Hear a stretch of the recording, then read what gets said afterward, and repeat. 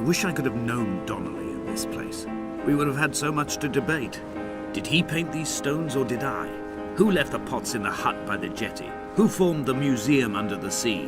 Who fell silently to his death into the frozen waters? Who erected this godforsaken aerial in the first place? Did this whole island rise to the surface of my stomach, forcing the gulls to take flight?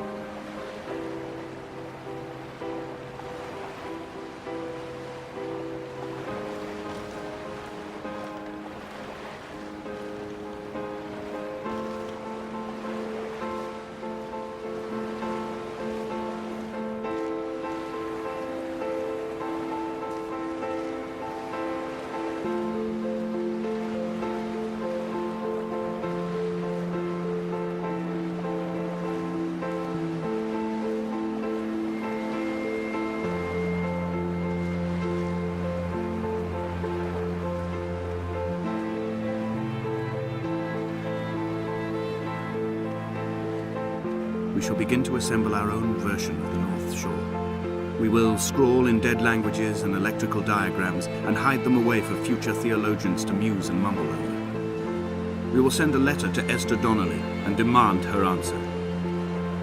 We will mix the paint with ashes and tarmac and the glow from our infections. We will paint a moon over the Sanford Junction and blue lights falling like stars along the hard shoulder.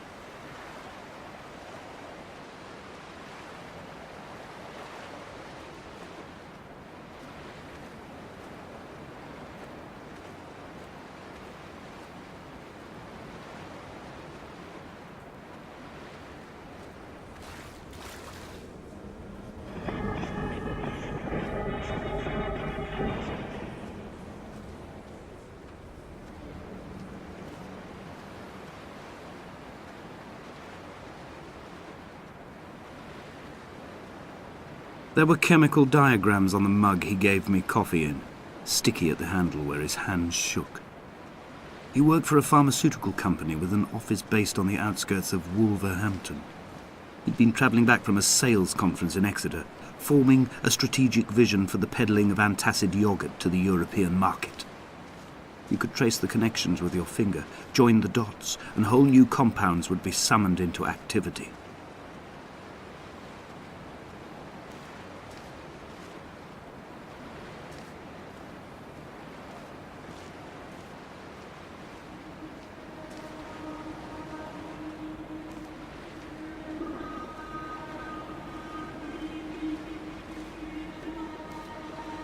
From here, I can see my armada. I collected all the letters I'd ever meant to send to you, if I'd have ever made it to the mainland, but had instead collected at the bottom of my rucksack, and I spread them out along the lost beach. Then I took each and every one, and I folded them into boats.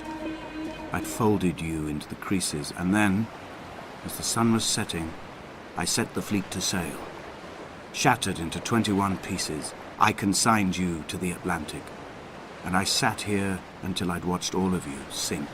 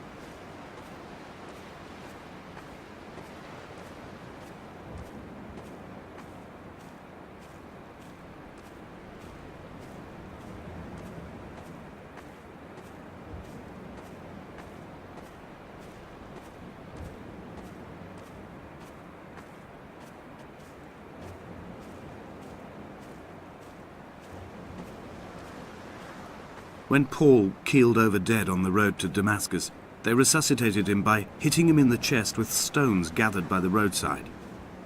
He was lifeless for 21 minutes, certainly long enough for the oxygen levels in his brain to have decreased and caused hallucinations and delusions of transcendence. I'm running out of painkillers, and the moon has become almost unbearably bright.